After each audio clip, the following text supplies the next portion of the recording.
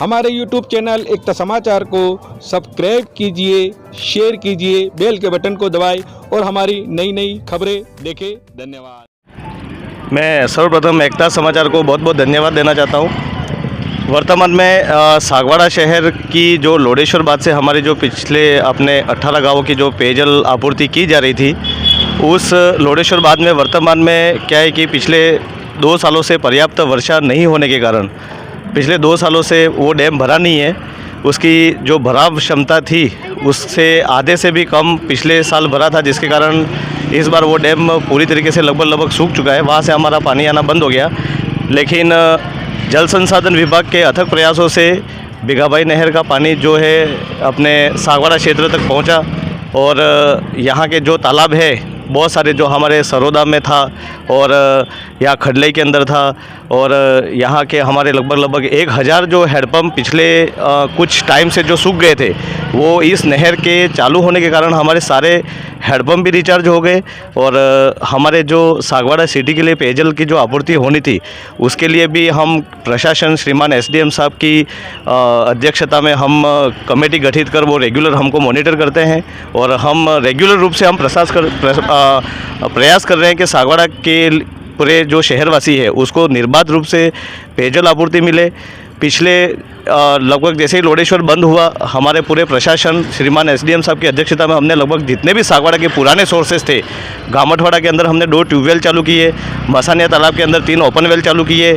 मसानिया तालाब से लेके हमारे पुनर्वास कॉलोनी पहले जो 20 साल से क्या है कि पानी हमारा क्या मसानिया तालाब से पहले ओल्ड सिस्टम था, जिससे कि मसानिया के हमारे जो आगे पंप हाउस बनाए वहाँ से भी पानी पुनर्वास कॉलोनी जा सके। वो सिस्टम जो बंद था उसको भी हमने वापस से पुनः रिस्टोर किया है ताकि हम पुनर्वास कॉलोनी और इंदिरा कॉलोनी को पेयजल जो आपूर्ति है वो हम यहाँ से कर सकें। साथ ही गामठवाड़ा के दोनों ट्यूबवेल से जो पिछले 5-10 सालों से वो भी ट्यूबवेल बंद था, उसको भी हमने SDM साहब ने और हमने सबने मिलकर हमारे नई लाइन डाली और हमने वहाँ पे भी पूरा सिस्टम नया डेवलप करके आज की तारीख में वो दोनों ट्यूबवेलों से वो टंकी की भर जाती है।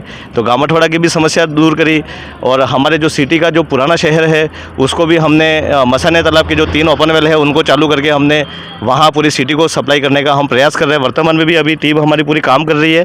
हमने इस लाइन के टेस्टिंग जैसे करी, हमारे कुछ जगह ये लाइन हमको लीकेज मिली तो तुरंत प्रभाव से हम इसको रिपेयर करके और कल सुबह तक सारी पेयजल आपूर्ति नॉर्मल करने का प्रयास कर रहे हैं। सर 72 घंटे का जो 3 दिन में पानी दिया जा रहा है, क्या वो आपूर्ति कम? जी सर, ये इन सारे प्रयासों से पूरी संभावना है कि वर्तमान में जो 72 घंटे में हम पेयजल आपूर्ति कर रहे हैं उसको हम बहुत जल्द 48 घंटों के अंदर भी ले आवे और पूरे शहरवासी को इस पेयजल गर्मी ये जो अपने गर्मी का जो ये सीज़न है उसमें पेयजल संकट का सामना नहीं करना पड़े। हमारी पूरी टीम दिन रात इसी प्रयास में।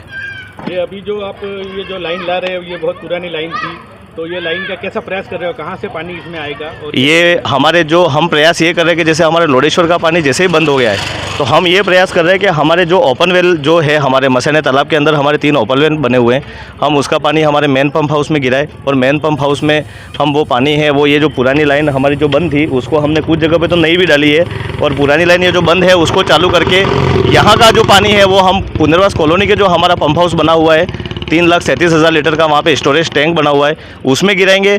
उस टैंक में वहाँ में हमारे 40 HP का जो पंप है उससे हम पानी इंदिरा कॉलोनी की टंकी के अंदर भी गिराएंगे और हमारे जो पुनर्वास कॉलोनी के चारों ब्लॉक है उसमें भी पानी देंगे। एक दिन के बाद एक दिन छोड़कर एक दिन में आएगा पानी? ये सर हमारा प्रयास है कि हम इसको बहुत जल्द रिस्टोर कर देंगे। हमारा मसानिया तालाब भी अब धीरे धीरे जैसे रिस्टोर होगा हम इसको तुरंत प्रभाव से हम हमारा नहर का पानी तालाब में डाला जा रहा है?